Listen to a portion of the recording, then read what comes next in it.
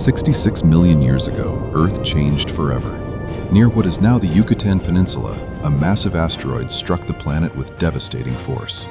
Fires spread across continents, shockwaves shook the Earth, and thick clouds of dust and ash rose into the sky.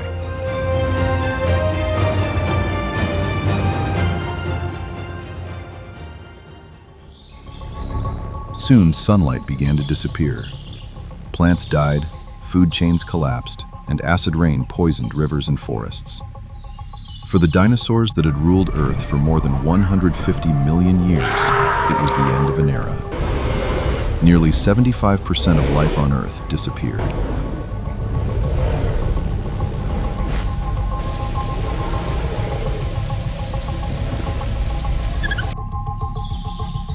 Yet a few resilient creatures managed to survive. Hidden underground and deep within the forests, small mammals found a safe haven.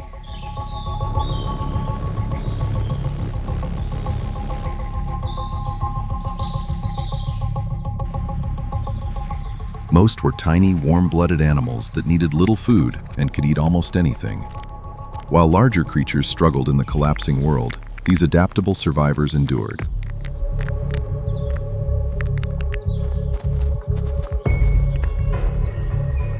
And when the darkness finally faded, life slowly returned. The planet grew warm and humid once again. Vast rainforests spread across the Earth, creating new ecosystems filled with opportunity.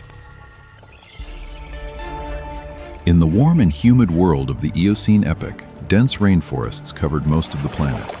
Mammals began to dominate the Earth for the first time. New predators quickly evolved to fill the niches left behind by the dinosaurs.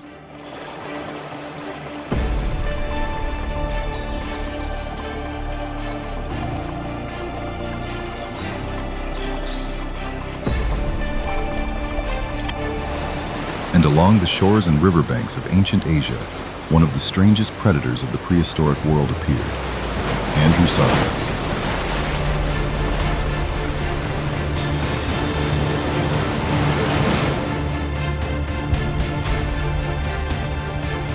At first, it may have looked almost bear-like from a distance, large-bodied, long-legged, and heavily built. But the closer anything came to Andrewsarchus, the more unusual it became.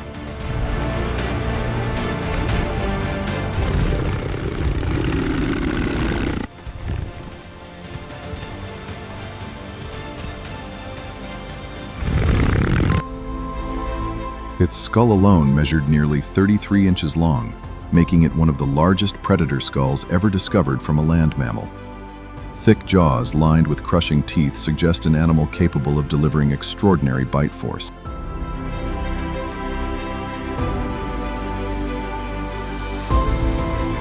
But perhaps the most surprising thing about Andrewsarchus was its ancestry. Scientists have never found a complete skeleton, meaning much of its appearance is still debated.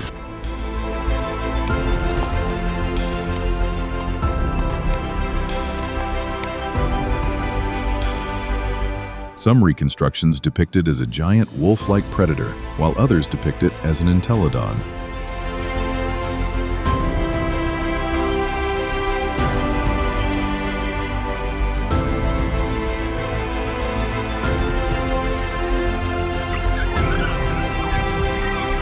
Andrewsarchus likely combined active hunting with opportunistic scavenging to survive in its ancient ecosystem. With its massive jaws and robust teeth, it could easily crush the bones of animal remains or overpower large prey. It probably patrolled shorelines and riverbanks to feed on stranded marine life. Some scientists also suggest that it used its immense size to drive smaller predators away from their food.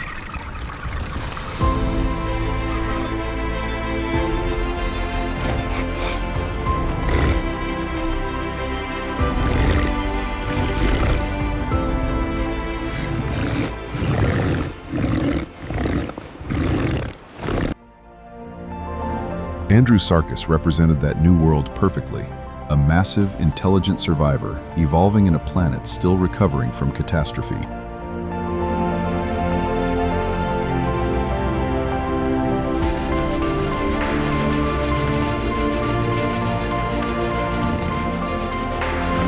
But the Eocene was not ruled by predators alone. As mammals spread across the warm forests of North America and Asia, evolution also began producing massive herbivores unlike anything alive today. Among the strangest was Uintatherium.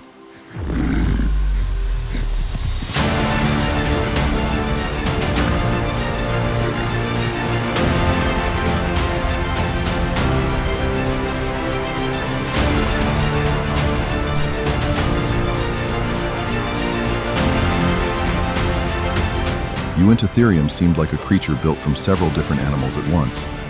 Its skull carried 3 pairs of blunt, horn-like knobs, giving it a total of 6 bony structures across its head.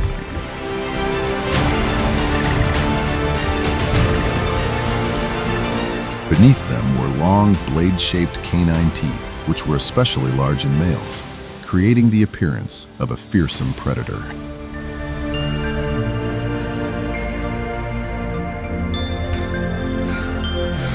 Yet Uintatherium survived entirely on plants. Living around 40 million years ago, it wandered through dense, subtropical forests, feeding on soft leaves, aquatic vegetation, and low-growing plants near rivers and swamps.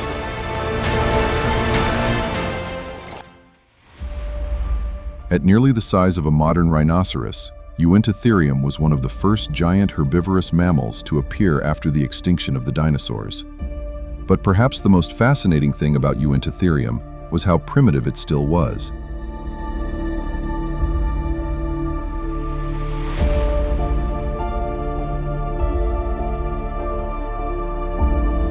Its unusual skull may also have served multiple purposes.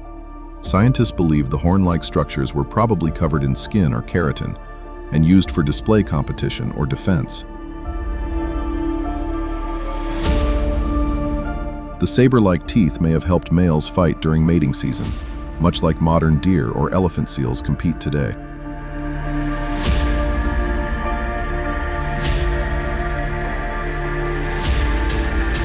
In many ways, Uintatherium represented the wild creativity of early mammal evolution.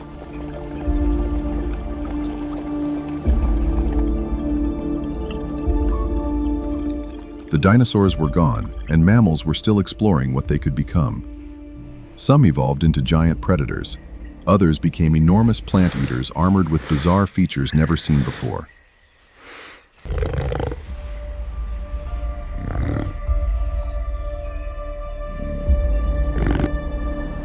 But as millions of years passed, the prehistoric world became even more competitive.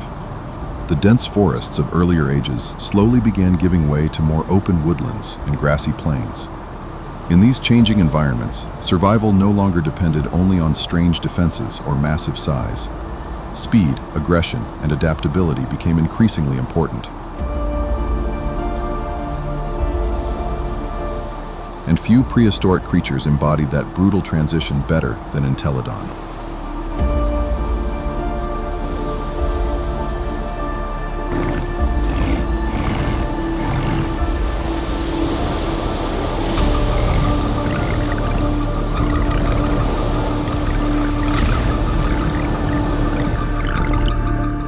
Often called the hell pig, Entelodon was not a true pig, although it resembled one in some ways.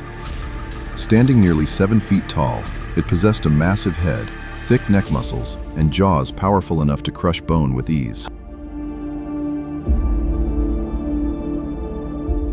Its skull was especially intimidating, with broad cheekbones and heavy teeth designed for an extremely flexible diet.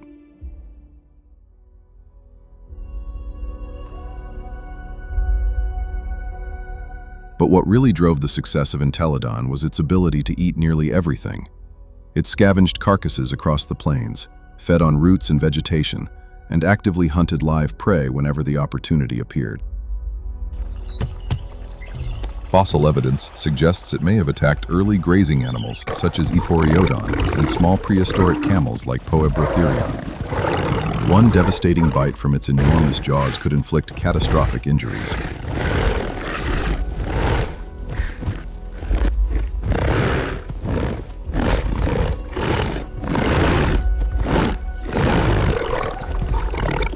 Unlike specialized predators that relied on a single hunting strategy, Entelodon thrived through aggression and opportunism. Some researchers even believe certain species may have hunted in groups, allowing them to intimidate larger prey and dominate feeding grounds.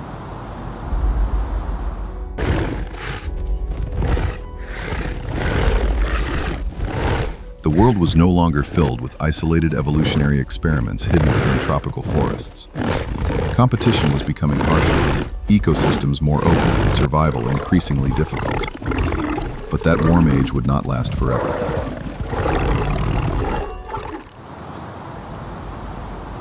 As the Oligocene began, Earth became cooler and drier. Thick tropical forests slowly gave way to open woodlands and early grasslands, creating vast new landscapes across Asia. And in this changing world, evolution gave rise to Paraceratherium. Also known as Indricotherium, this prehistoric creature stands as the largest land mammal in Earth's history.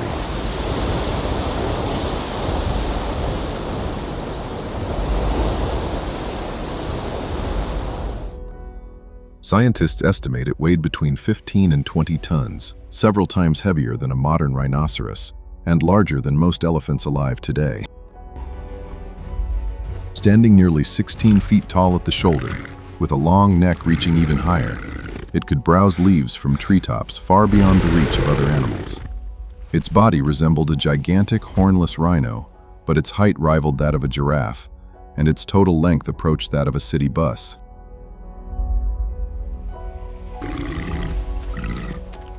Yet despite its incredible size, it was a peaceful browser that spent most of its life moving slowly across open forests in search of leaves, shrubs, and soft vegetation.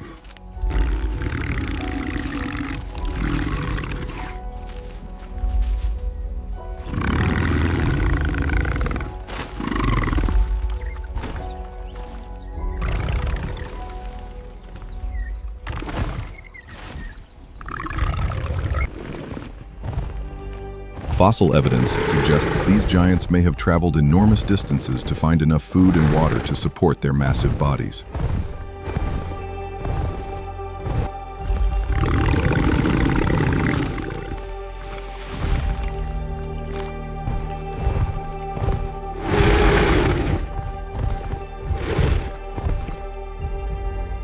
And with such tremendous size came another advantage: protection.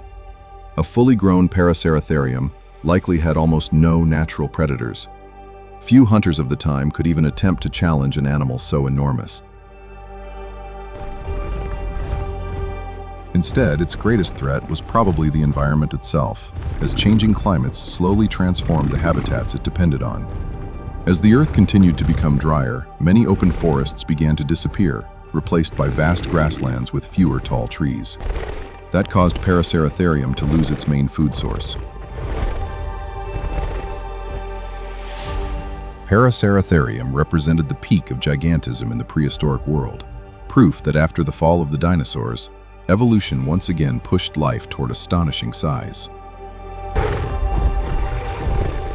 While giant browsers like Paraceratherium roamed the open woodlands of Asia, another extraordinary creature was evolving farther south in the wetlands of prehistoric North Africa.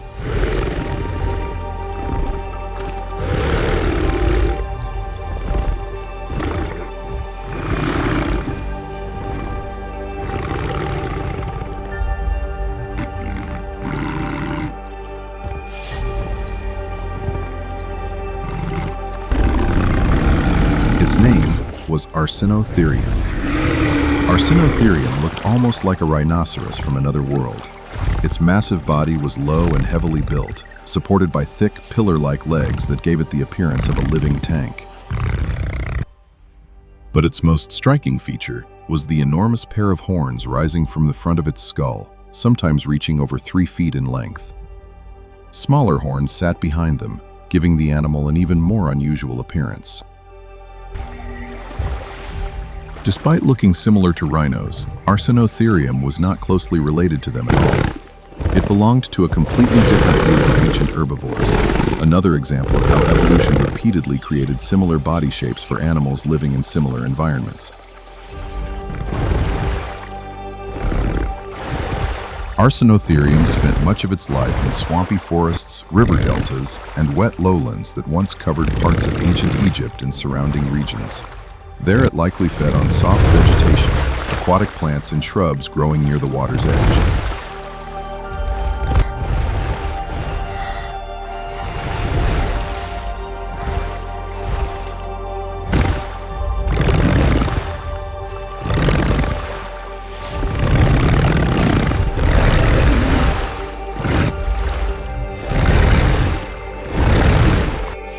Its giant horns may have been used for defense display or battles between rivals, much like modern-day buffalo or rhinoceroses. In prehistoric wetlands, sheer size and power allowed Arsinotherium to dominate the landscape.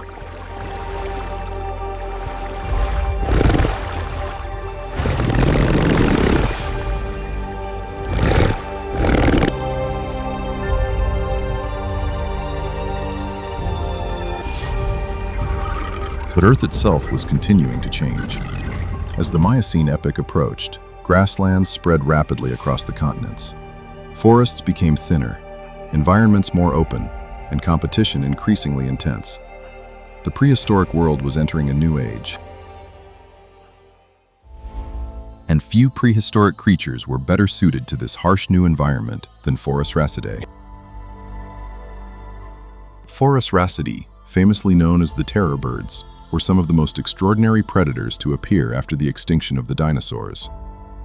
They dominated South America as apex predators.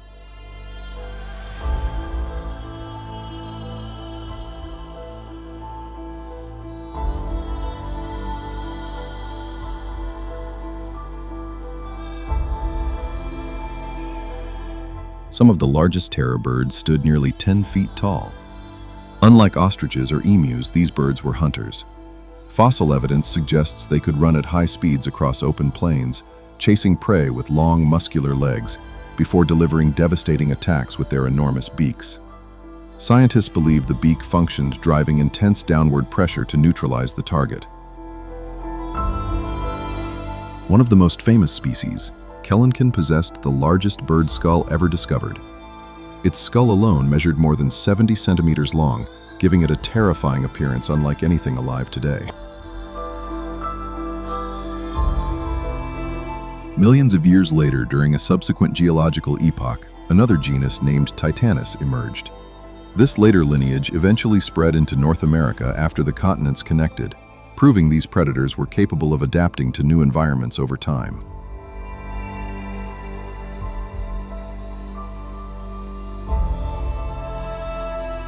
They shared ecosystems with giant ground sloths, saber-toothed cats, ancient horses, and massive armored mammals. For millions of years, South America was essentially ruled by giant carnivorous birds instead of big cats.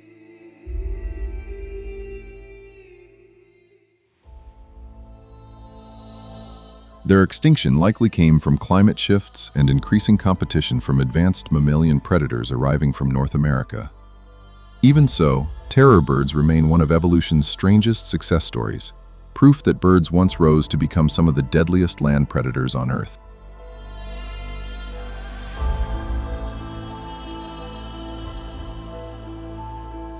As grasslands and open woodlands continued spreading across the Miocene world, giant herbivores also evolved in remarkable new directions. Some became larger, others more specialized, and a few developed features unlike anything seen in modern elephants. Among the most unusual was Dinotherium. Dinotherium resembled a modern elephant, but one detail made it instantly recognizable. Its enormous tusks curved downward from the lower jaw like giant hooks or sickles. Some of these tusks reached several feet in length, giving the animal a strange. Scientists still debate exactly how Dinotherium used them. They may have helped pull down branches, strip bark from trees, or dig through soft ground near rivers and forests. Unlike many grazing animals of the Miocene, Dinotherium likely preferred wooded environments where leaves remained abundant. And it was truly enormous. Some species stood over 13 feet tall at the shoulder and weighed as much as modern elephants. Yet despite their size, they probably moved slowly through forests and floodplains, feeding quietly on vegetation across Africa, Europe, and Asia. But Dinotherium was not alone. Another remarkable relative, Gomphotherium, spread across huge parts of the world during the Miocene. Unlike modern elephants, Gomphotherium possessed 4 tusks, 2 on the upper jaw and 2 flatter tusks on the lower jaw that may have helped scoop vegetation from wetlands in shallow water. What made Gomphotherium especially successful was its adaptability. It traveled across forests, river systems, grasslands, and wetlands, spreading into Africa, Eurasia, and eventually North America. As these giant herds moved across the landscape, they reshaped entire ecosystems, knocking down vegetation, opening pathways through forests, and dispersing seeds over enormous distances. In many ways, creatures like Gomphotherium became the ecosystem engineers of the prehistoric world, transforming the environments around them simply through their immense size and constant movement across the continents. By the time Earth entered the Pliocene and later the Pleistocene, the planet had become colder than it had been for millions of years. Great ice sheets spread across the northern hemisphere. Sea levels dropped, exposing vast stretches of land that connected continents once separated by water. Across Eurasia and North America, endless plains of dry grass and frozen soil stretched toward the horizon beneath pale gray skies. Winters were long and unforgiving. Powerful winds swept across the open tundra, carrying snow through landscapes where temperatures could remain below freezing for months at a time. The Ice Age became the final great age of giants. Across these frozen plains traveled enormous herds of woolly mammoth. Families moved together across thousands of miles following ancient migration routes older than human civilization itself.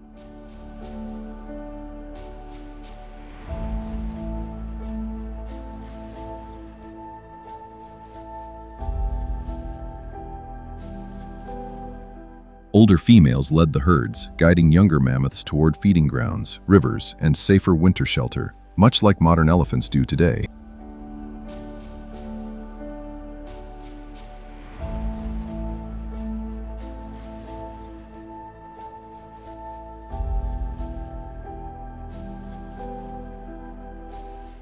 Survival in the Ice Age demanded constant endurance.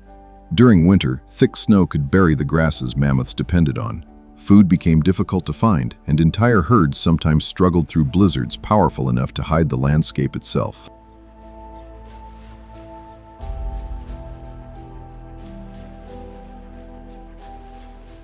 Their long, curved tusks helped sweep snow aside to uncover frozen vegetation beneath the ice. Layers of fat insulated their bodies, while shaggy coats protected them from bitter winds sweeping across the tundra.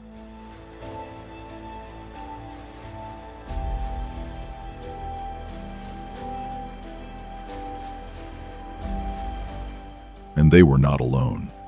The Ice Age plains were filled with giant bison, ancient horses, woolly rhinoceroses, elk, and towering ground sloths. In warmer regions farther south, never since the age of the dinosaurs had Earth supported so many enormous land animals at the same time.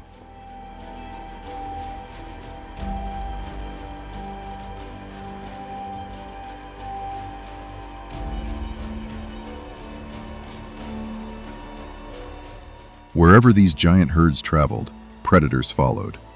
Among the most famous was Smilodon, often called the saber-toothed cat.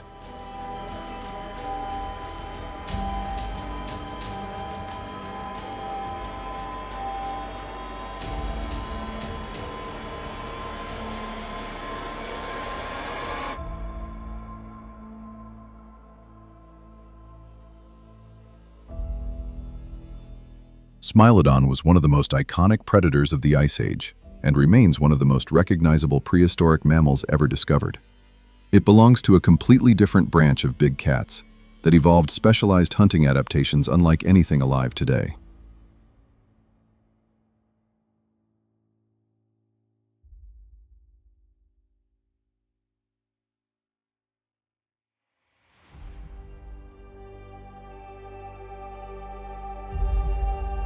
What made Smilodon truly extraordinary were its massive canine teeth, which in some species could grow over 28 centimeters long. These curved fangs gave the animal a terrifying appearance, but they were also surprisingly fragile.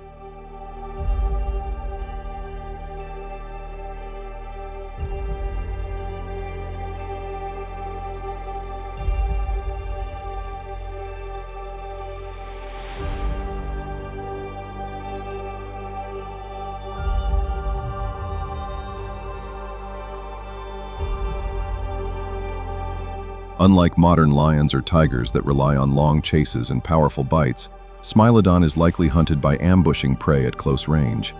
Its muscular forelimbs were incredibly strong, allowing it to wrestle giant Ice Age animals to the ground before delivering precise killing bites to the throat or soft tissue areas.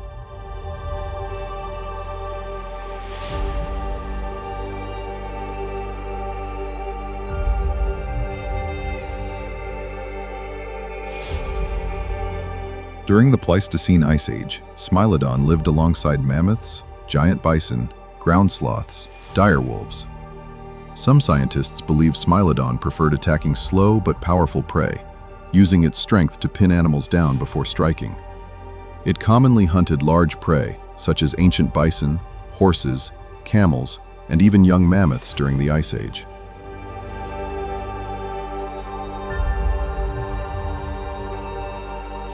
Extensive fossil discoveries have yielded thousands of Smilodon bones, making it one of the most thoroughly studied prehistoric predators ever found.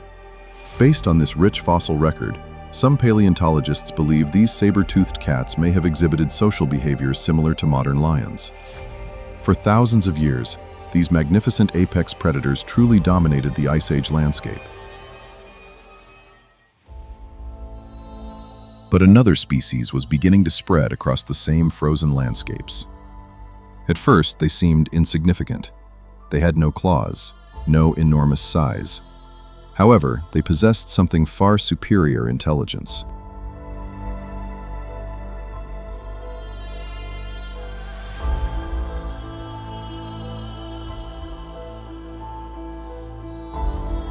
Across Europe and Western Asia lived Homo neanderthalensis, commonly known as the Neanderthals. Strongly built and adapted for cold climates, they survived in caves, forests, and open plains during some of the harshest periods of the Ice Age.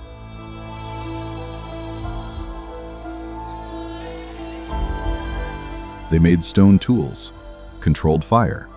They worked together in groups, and hunted with planning rather than brute strength alone.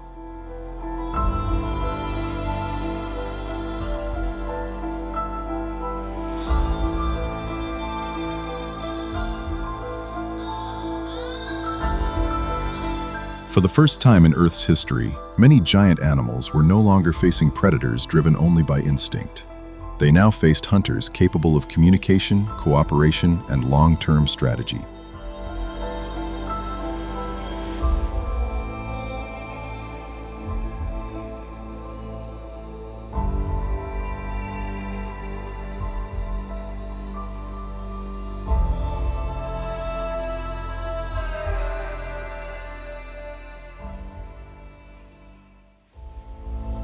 And most importantly, work together. Early humans learned the migration routes of mammoths and other large animals following herds across open plains during seasonal movements. Using sharp spears, stone blades, and coordinated group tactics, they drove their prey into mud, snow, or narrow terrain.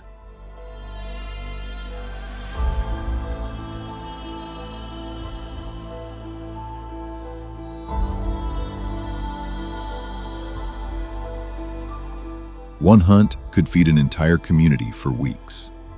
A single mammoth provided enormous amounts of meat fat for warmth and cooking hides for shelter, and bones that could be shaped into tools or building materials. In some Ice Age regions, humans even constructed shelters using mammoth bones and tusks.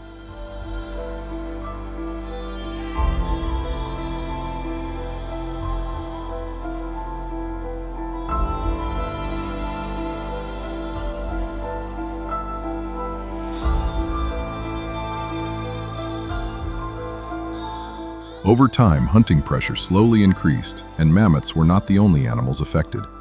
Large ground sloths disappeared from the Americas. Giant deer vanished from Europe.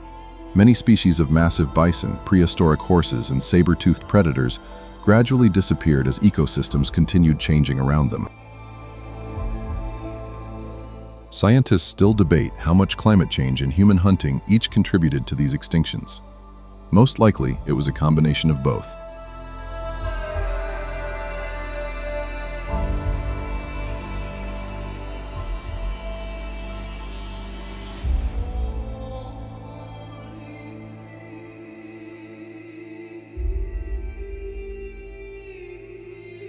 The climate was warming rapidly.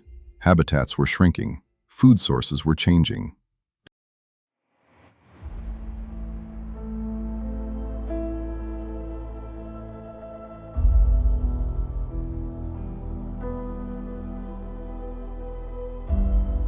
And now, for the first time in Earth's history, giant animals also faced intelligent hunters capable of adapting faster than almost any species before them. For creatures that reproduced slowly and depended on vast territories to survive, the pressure became too great. Little by little, the giants of the Ice Age disappeared from the Earth. No age lasts forever.